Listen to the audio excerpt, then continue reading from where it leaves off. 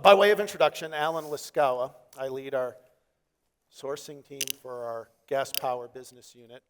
And just want to start by echoing some of the comments from our speakers this morning, and that is just a big thank you to everybody. It is truly inspiring and exciting to see everybody here and such an interest and so much passion from all the speakers and such great information this morning. I hope that you'll find this session informative, and we've got a great selection of panelists here that have some, I think, really practical and useful information to pass along to all of our partners, both our partners that are here established in the kingdom already, but also some of our global partners that may be looking to do more to invest locally. Certainly, you heard this morning, I hope the takeaway that you heard is that this is a great time to be in this industry. Tremendous growth, and we're entering into really a great cycle of investment.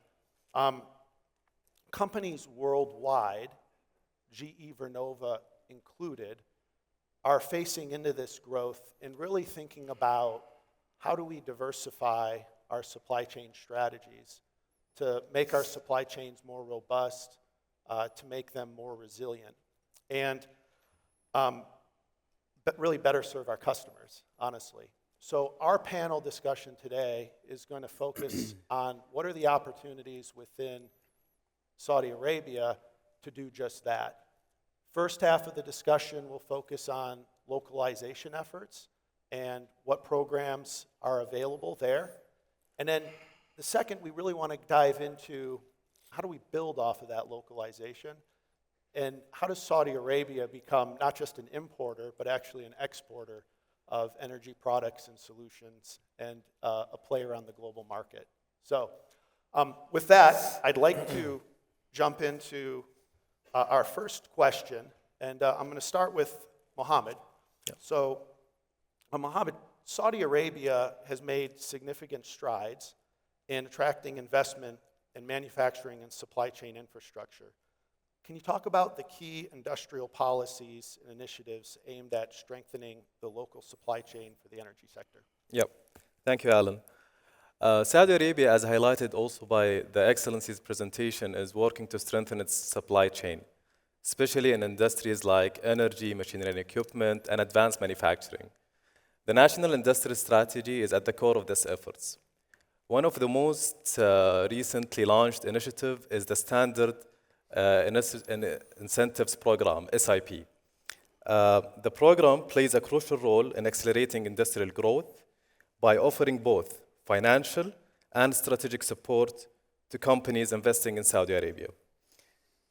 A key benefit of the SIP is its direct financial support. The program offers a funding up to 35% of the investment initial cost in form of grants. That's a free money, up to 50 million per project, making it significantly easier for manufacturing to establish or expand operation. This will reduce the financial risk and encourage companies to produce essential energy components. Another major advantage of SIP, it focuses on products that has not been manufactured in the kingdom. So it prioritizes industries and products that are currently not manufacturing, helping to fill supply chain gaps and ensure self-sufficiency to key sector. The approach directly supports the energy sector by reducing reliance on imported components and strengthening the resilience of domestic supply chain. Beyond the SIP, the Saudi government also introduced a special economic zone, SEZ, and industrial cluster, such as King Salman Energy Park, and we are introducing now the plug-and-play model where investor can come and start operating and producing right away. These zones provide world-class infrastructure, tax incentives, and regulatory support, tailored to energy sector suppliers. By clustering industries together in strategic location, Saudi Arabia is ensuring that its supply chain is efficient, cost-effective, and globally integrated. Ultimately, these initiatives are making it easier for businesses to invest in Saudi Arabia, to scale up their production and integrate into both local and global energy supply chain. The focus is not just on strengthening domestic capabilities, but also on positioning Saudi-made products as export-ready solution for regional and international markets. I'd like to emphasize again, Alan, on the SIP program, which has been launched in January last year, where we provide literally free money to investors as long as the product has been manufactured for the first time. And I welcome each one of you to visit our booth over here to learn more about the program and start submitting the application. Thank you. Great. Mohammed, thank you. A lot of great opportunities. Appreciate that. I want to jump over. Next question for Sami. How is the National Industrial Development Center leveraging Industry 4.0 technologies such as Internet of Things, AI, robotics, and digital twins to transform Saudi Arabia into a global hub for manufacturing energy-related equipment? And if you could maybe also expand on what strategic investment areas have been prioritized to achieve this vision. Right. Thank you so much, Alan. Thanks for GE Vernova for giving us the opportunity. So very quickly, speaking about the National Industrial Development Center, we are the business development and investor attractions arm of the ministry. So this is, if we are talking about suppliers here, so we will be the right people to speak to if you would like to invest in the kingdom. So our North Star is the NIS, the National Industrial Strategy. If any of you have not seen it or read it, please go ahead and download it directly from the ministry website. It have actually identified over 800 opportunities, valued about 1 trillion Saudi riyal. So there's a lot of opportunity for suppliers to look into it. Now, specifically on the questions regarding the fourth industrial revolution. So as a chief advisor in the center, I look at how can we localize the new technologies related to 4I. So for example, anything related to industrial robotics. We understand how it is important for automotives and various other sectors. Anything related to additive manufacturing, so localizing the 3D printing, we understand how this is very, very important in the industry it is.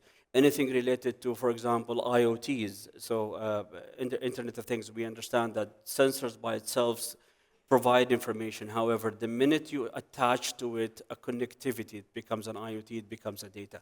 We understand today how this is extremely important for a lot of the factories, whether small, big, large. So all of these are opportunities are available. So just close with an opportunity with industrial robotics. It is actually valued at almost $35 billion of an opportunity by 2035. And also, not only that, it is actually has a growth rate of over 10% in the market. So that is just a big glimpse. In the machinery and equipment division by itself within the NIDS, we have over 50 opportunities. They are valued about $96 billion. Ours we are today, speaking to suppliers, these are all open. Not only that, I just wanted to compliment what Muhammad actually mentioned about the SIPs. The government and the ministry is actually providing a lot of incentives, and we'll be more than happy to introduce you to those incentives. SIP is one of them. There are many other incentives related to smart factories and smart manufacturing. Thank you. Sami, thank you very much for a detailed response. And a lot of what you said resonates.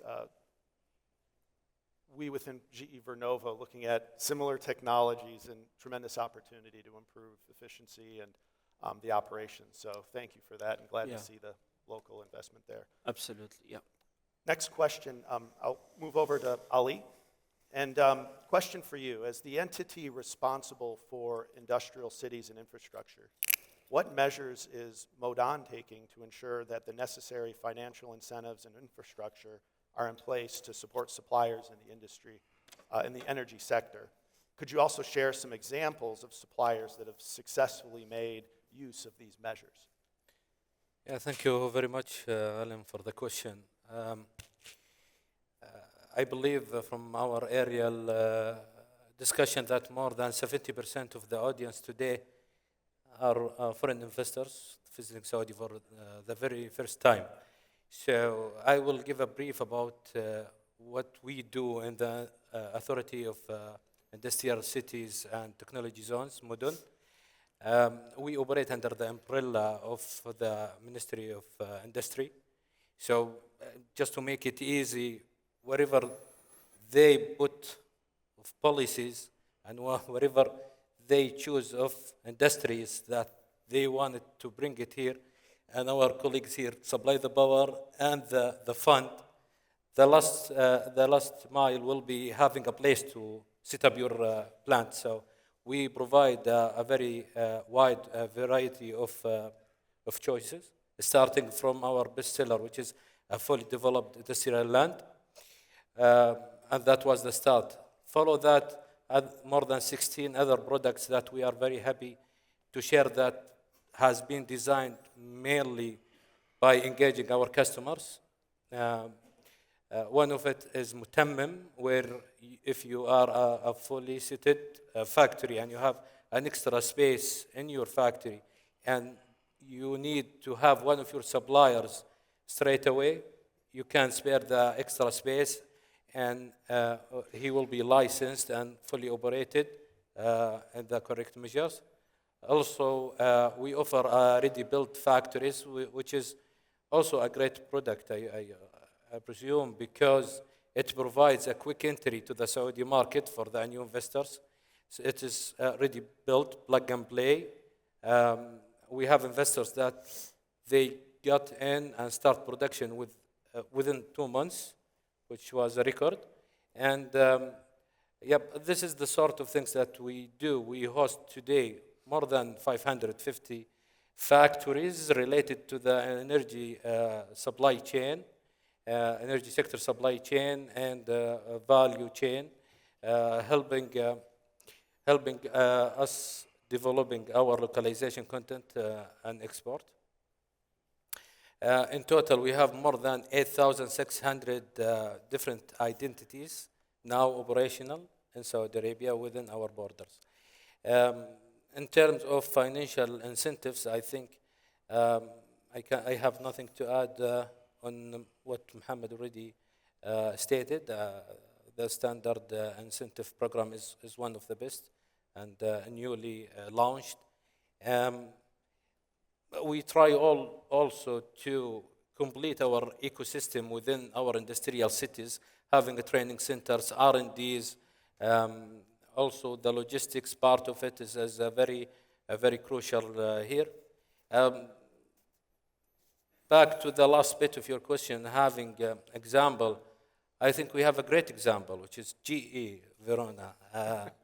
Even though GE Verona doesn't operate within our borders of the industrial city, we managed to sign an agreement to cover it as part of modern industrial cities. And by that, you are providing a one-stop shop in terms of licensing, accessibility, and the required supervision. I will leave it at that. Thank you. Great.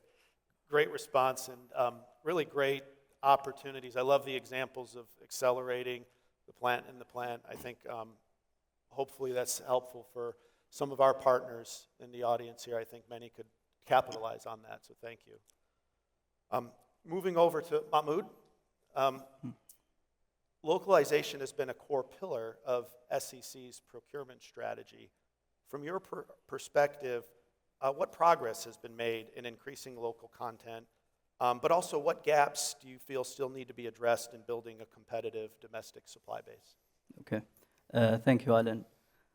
In SEC, localization and local content is one of the strategic pillars of SEC, and with a dedicated program called BINA to execute on that objective.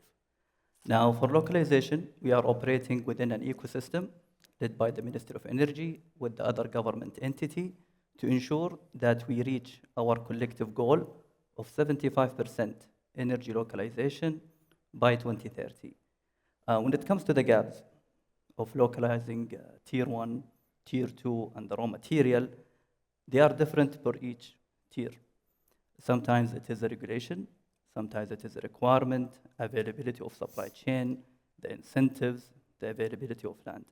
And this is where we come back to the ecosystem that is established, where we have incentives from the Ministry of Industry, the land availability, the local content authority, or the local content and government procurement authority when it comes to the regulation side, and other enablers within the ecosystem.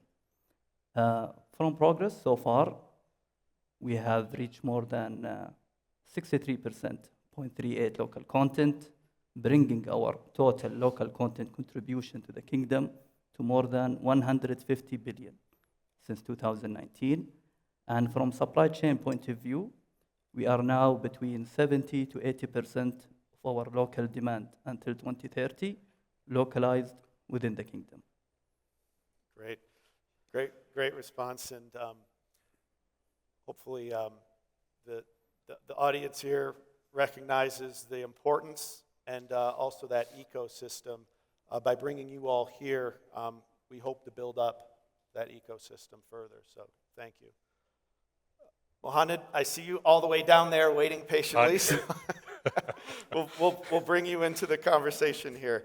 As a major purchaser in the energy sector, what are the key factors you consider when evaluating local suppliers, and how does Saudi Arabia compare to global supply chain alternatives in terms of quality, cost, and reliability? Okay, thank you, Alan. For these questions, the important things from our side as SPC, it is the supplier and how to evaluate them. But before to go to evaluate them, let's talk about the strategic movement in SPPC about local supplier incentive and enabling them in the project itself. SPPC now established a new strategy related to the localization, local content. One of this pillar, it is how to enhance the supplier through supplier development program. Through that, there is a qualification criteria, point of how to also as well let them engage in the project itself. As SPPC, we are looking for 4 main key criteria factors here.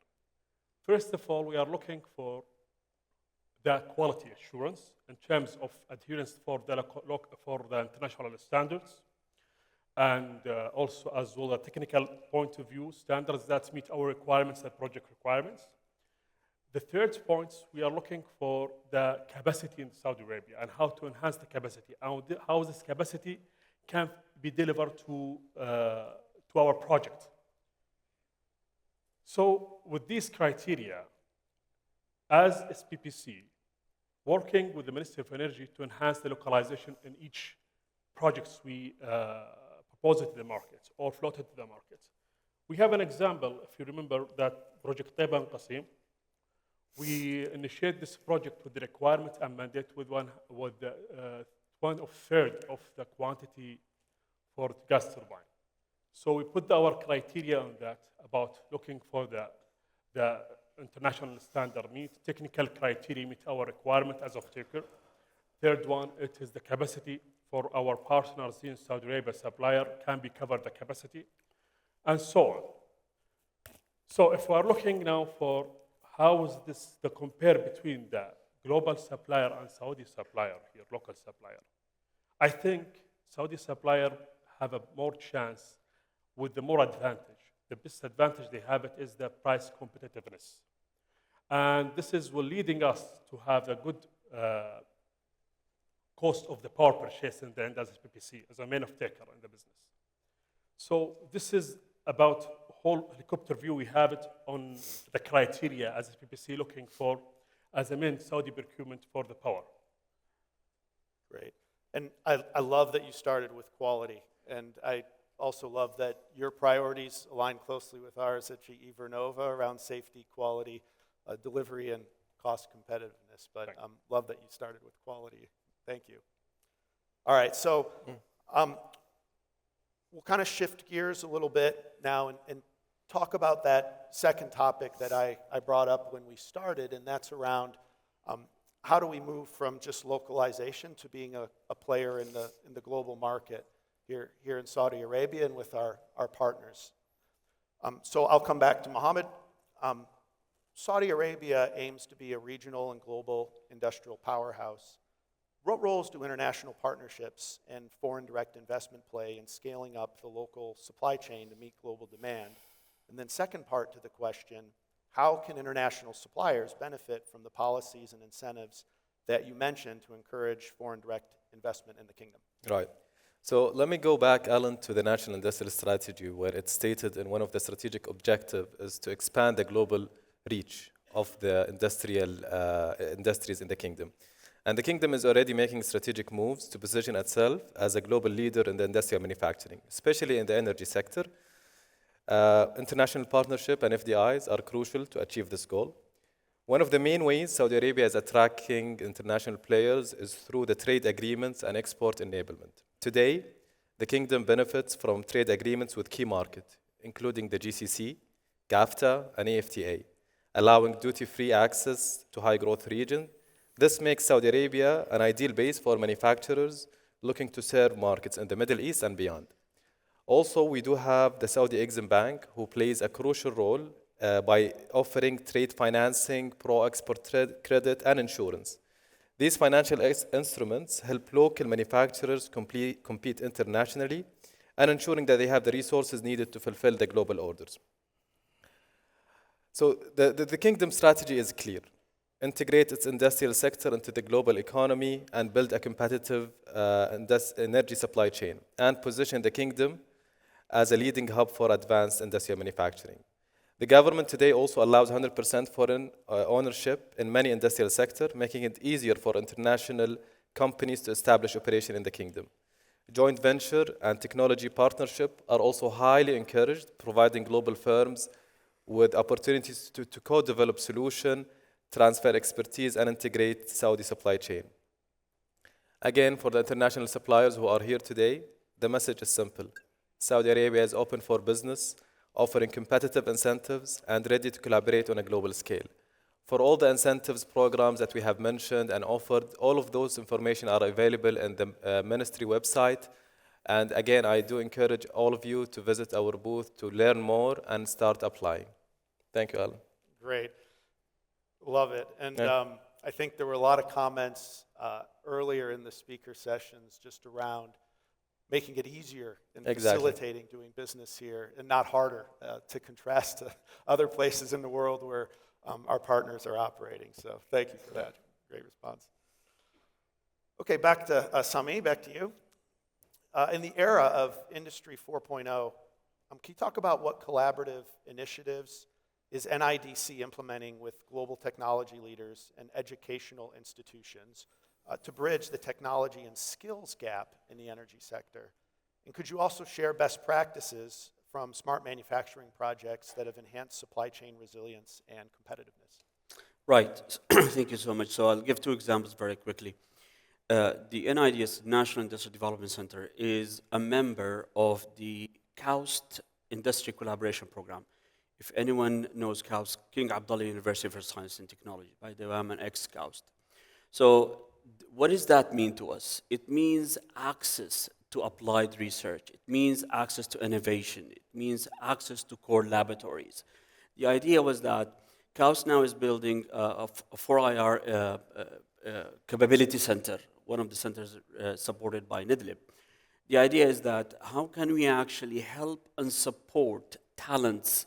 How can we actually help and support the SMEs and the manufacturers to apply and adopt 4IR technology? So in the centers, we are promoting that. We do have access to that particular research. As well, the university now is shifting from major research into applied research. So we are actually going into how can we actually take that research or higher TRL and immediately apply it. The center actually take that as an outcome and be able to provide it to the new investors who are coming in and would like to understand how to apply some of the new technologies. The other things actually we're working with also, which actually the government and NIDLIB and everybody else is actually promoting these days, are series. It's the Standard Industry Readiness Index. So basically it's an index, not just look at particular technology readiness, it also look at processes, it looks at planning, it looks at human resources, it looks at everything from end to end in that boundary of the factory, and then it produces some sort of a report, tells where they are in terms of readiness. So the center is actually promoting that, is actually we're looking forward into as many as factories as possible to be SERI assessed. Now, the good thing is that there's a lot of incentives, again, related to that. And not only that, I think the ministry is looking at least 4,000 factories to be there. We, as a centers, when we get these greenfields investors who wants to establish their factories, we actually promote the 4IR technologies right away. We put upfront from the beginning. Why 4IR, if somebody asks? In the kingdom, we need to start from where everybody ended. We do not want to go back. That doesn't mean lean manufacturing is bad, so don't get me on that. So what I'm saying is that I'm promoting 4IR because it increases productivity. It actually, when it talks about energy, and it reduces energy and sustainability. It might have a higher capital, but in the long run, it has amazing ROI. So that said, I just want to make it short to give everybody a chance to speak. I just wanted to say that the center is actually looking at the 4IR as a mean of digitizing for both brownfields factories and SMEs who are actually struggling with labors and all of that, and being able to build the talent around that. Thank you. Thank you. No, and great examples. And I can tell you from many discussions with our partners that are in the room, bridging the skills gap is one of the biggest challenges for all of us in achieving the growth. So great examples, and thank you for Absolutely expanding on those. Thank you. So Ali, pulling you into the discussion here on this topic, many local manufacturers are looking to expand their reach beyond Saudi Arabia. What financial and regulatory mechanisms are in place here to help suppliers scale their businesses for the export markets? Well, Alan, we can start by since Mudun has more than 39, we are almost 40 different industrial cities. So the geographical spread is helping a lot to enable the investors to be close to the targeted market that they're looking for. What we do within those cities, we provide a safe environment to work with a very long contract periods. And not only that, we will work closely with the investors to make sure that they provide and deliver their products with a high quality, and we do that in coordination with SIDF, with also the additional productivity program through different programs, actually. One of them is the circular economy, where we do a free consultation, and we will grant the fund in coordination with our partners and the ecosystem to finance it. Also, we will make sure that the products goes out on time, and that's by setting the milestones and following up with our investors to make sure that making the best use of the land and the right track. And if there is a lag or delay, we would sit and look into the challenges and what's the best approach to overcome those challenges. Again, we don't work alone. We are part of the industrial ecosystem, and at the same time, we don't want the investors to walk alone. We will take them hand by hand in each and every step. Also, speaking about cost earlier, we are very keen to establish a very good network of roads connecting our industrial cities with railways, access to seaports, to make sure that the logistics are there, saving cost and actually one of an example. I'm not supposed to maybe mention the name of the investor. However, it is an international big company used Mutammim to host a smaller subsidiary company, and they start manufacturing for it within its border inside the factory. And the subsidiary now get approved as a regional, a global supplier, and start exporting from a small area within a small, within a big factory. Yeah. I will leave it at that. Thank you. Great. No, thank you. And some really good examples around the ecosystem and that continued support. So thank you for that response. Mahmoud,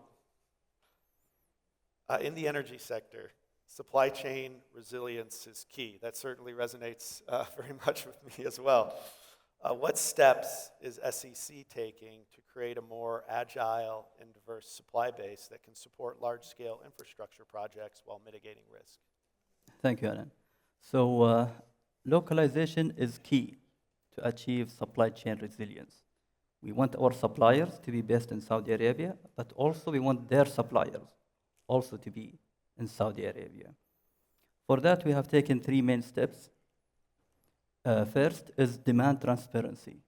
We went through our investment plan, the 170 plus billion mentioned yesterday, and we went through the projects, and then taken down to the products, and then we have identified all the product demand that we have for these projects, their tier 1 and their tier 2. And we publish this to the market. Each supplier now can look at each commodity, see the quantity of the item, the value of the item, and how many local suppliers we have qualified in Saudi Arabia and abroad to help them assess their decision. Second part is the requirement that we implement in our contracts, whether it be the minimum local content requirement at our contracts and agreements, the mandatory list, which is a list published by the authority at tier 1 and tier 2. We are implementing the same in our agreement, in our contracts. And finally, the procurement levers. This is where we intervene directly as SEC in our localization purchase agreement, which is a commitment from the company to the OEM, a certain quantity with a commitment to manufacturing. We also mandate tier 2 and tier 3 products to be also localized within that agreement. Similar approach we are following in our bulk purchase agreement and our high value contracts. Our goal ultimately for our supplier and their suppliers is to localize, develop, and export. And up to date, we have more than 650 locally manufactured qualified and more than 7,000 locally registered vendors, contractors, and suppliers. Great, great. And thank you for that methodical approach and explaining those pieces. I think for our partners in the room, it's our customer. So you heard it direct from him, and thank you for the detail. Mohammed, we'll let you close out this topic. From a procurement perspective, what strategies can local suppliers adopt to align with requirements of global energy companies and increase their competitiveness? The most important things, let's talk about the target and mandate that have the government initiated on the localization itself. It's called for 75% from the procurement of goods should be sourced locally in 2030. So if we are cascading that down to our company, then through our partners, that means we need to look about several initiatives. The first one, it is empower local supply chain. To empower local supply chain, that means the main key player in the market need to look about how to enhance their clusters and their partner locally to increase their localization percentage and their commodity. And that will impact the local content percent as a company. So this also as well will helping them to enhance their resilience on as a prospective point of view and make a very good service to their clients. Number two, we are looking from our partner here to create economic value add more. So that means job creation, R&Ds, innovation more. If you are looking also as well AI in the business. So this is the economic value here will be impacted immediately in the Vision 2030 programs also as well. The third one, we are looking for the enhanced competitiveness, which means we're going to provide the best service, the best delivery, best prices that will helping and leading them to helping us also as well to reach the best and optimal service to also our client and then PPC also as well to the clients. So with that, if our suppliers and partners look for these three main initiatives, this will enhance the portfolio for the incentive and enablement for us as well, and also for them to provide the best service. Great, and thank you for that response. It really resonates with me, the piece about empowering the local supply and the local teams. Also around your comments around focus on competitiveness, and it becomes a pull from the global market. So thank you for that, and thank you all of the panelists for those great and detailed answers. I'm going to let each of the panelists quickly summarize a key takeaway that we'd like you all to leave here today with. Before I do that, though, just wanted to give some of my impressions from some of the dialogue and also some of the information that was presented here. And, as I listen to you all talk about what's available here in the kingdom, it makes me really realize it's not a one-size-fits-all solution. And there's a lot of different programs, there's a lot of different incentives, and hopefully for our partners here, you all recognize that there's a lot of different ways to do this, and there's a lot of different ways you can get support to grow locally here and become stronger. For GE Vernova, and I think we've talked a little bit about it in some of the sessions earlier today, as well as yesterday, we started here, we have a facility called Gemtech, and we started there with really focus on refurbishment and repair. And in doing that, for our strategy, it made a lot of sense because it allowed us to be close to our customer base here. And we could be more responsive. We could better serve shorter lead times. And that was a great inroad for us at Vernova to come here and learn how to do business, learn how to take advantage of the partnership locally here. That's grown now to 300 plus employees. I think they'll do close to 500,000 hours of work and support, and expanded not just regionally here, but they support the global market. Our success in that initial inroad at Gemtech encouraged us to expand. And we have another facility called GSAT, and we then expanded from repair and refurbishment supporting services to now making new components and servicing the new unit market, assembling accessory modules and even final assembly on full gas turbines. So from that initial engagement, we were able to learn and grow, and it evolved a little bit. And now with the GE MENA Center for Decarbonization, we've actually taken it a step further, where we're partnering to invest in R&D and invest in the future of innovation and how we're going to serve the energy transition going forward. So my point with bringing all of that up is it could look different for all of you. And what we wanted to do with this session today was just to put these gentlemen on the stage and make sure you're aware of what's available and help get you educated so you can be devising what the right strategy is for your company and how you can partner and take advantage. So with that, I want to give you each just, we've gotten a lot of information to the audience today. So if you could all, I'll run down the row here.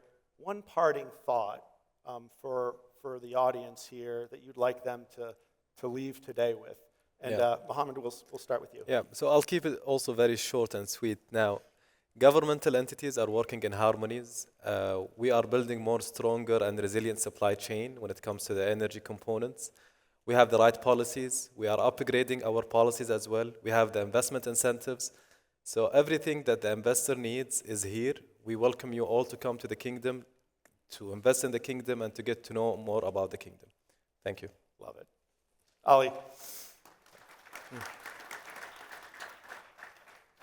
Thank you. I'm just going to build up what Mohammed said. So the National Industry Center, Development Center is the one-stop shop for, since we're talking about suppliers or anyone wants to do investments. We have 12 sectors, particularly in my sector where the machinery equipment.